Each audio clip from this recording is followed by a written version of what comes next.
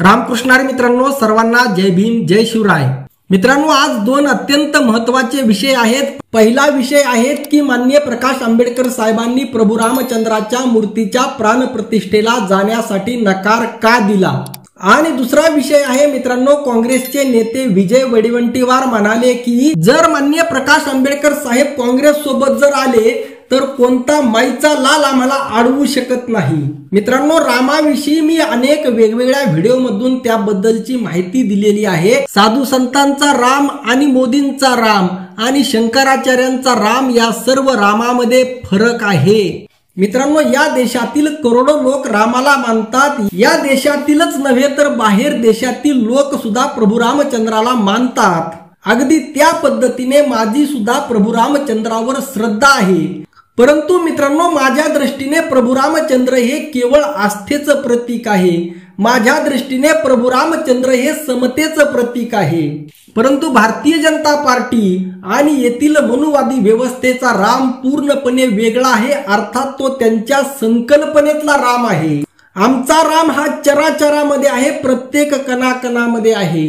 आणि अशा प्रभू रामचंद्राच्या मूर्तीमध्ये एखादा व्यक्ती, एखादा मानव प्राण आणू शकतो किंवा प्राण काढून घेऊ शकतो, हीच गोष्ट मुळात हास्यास्पद आहे। ही गोष्ट म्हणजे केवळ कर्मकांड आहे आणि या कर्मकांडी व्यवस्थेद्वारे येथील जनतेला गुलाम बनवण्याचं काम हजारो वर्षांपासून या देशामध्ये सुरू आहे। भारतामध्ये अनेक जातीचे, अनेक धर्माचे लोक राहतात आणि अशामध्ये आपण धर्मनिरपेक्षता हे सूत्र स्वीकारलेलं आहे आणि यामध्ये आपल्या धर्माचं पालन, आपल्या आराध्य दैवताचं पूजन करण्याचा प्रत्येकाला अधिकार आहे। त्याचबरोबर इतर धर्मियांच्या भावनेचा आदर राखणं सुद्धा महत्वाचं आहे।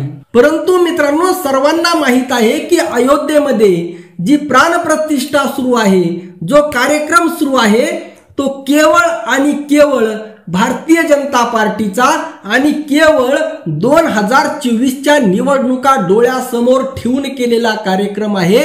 म्हणजे देशापेक्षा धर्म मोठा, देशापेक्षा देव मोठा असं जर असेल तर ते स्वतः विश्वरत्न डॉक्टर बाबासाहेब आंबेडकरांना मान्य नव्हतं। आणि त्याच विश्वरत्न डॉक्टर बाबासाहेब आंबेडकरांचे नातू माननीय प्रकाश आंबेडकर साहेब यांनी याच मुद्द्याला हात घालत 22 तारखेला जी प्राणप्रतिष्ठा होणार आहे त्या प्राणप्रतिष्ठेला जाण्यासाठी नकार दिला। मित्रांनो, दुसरा जो अत्यंत महत्वाचा विषय आहे की विजय वडेवंटीवार यांचं वक्तव्य, त्यांच्या वक्तव्यावरून त्यांना पूर्णपणे जाणीव आहे की माननीय प्रकाश आंबेडकर साहेबांशिवाय काँग्रेसचं पान सुद्धा हलणार नाही किंवा काँग्रेसचा एकही खासदार निवडून येणार नाही।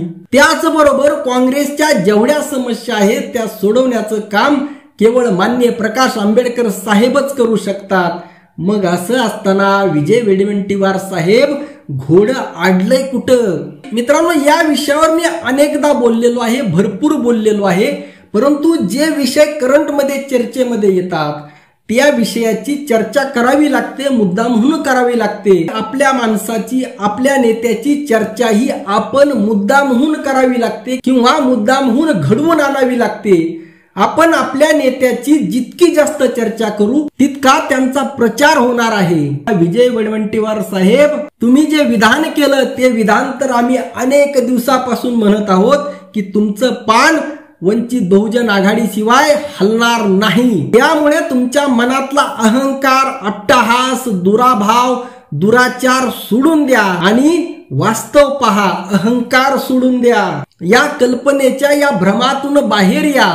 तुमच्याकडे आता केवळ दोनच पर्याय आहेत, एक तर भारतीय जनता पार्टीमध्ये जा सरळ सरळ, किंवा माननीय प्रकाश आंबेडकर साहेबांचा प्रस्ताव मान्य करा। आजच्या पुरतं एवढंच। प्रत्येकाने चॅनलला लाईक व सबस्क्राईब करा, प्रत्येकाने कमेंट करा, कमेंटमध्ये किमान जय भीम, जय शिवराय एवढं लिहा। रामकृष्ण हरी, जय जगद्गुरु, जय शिवराय, जय भीम।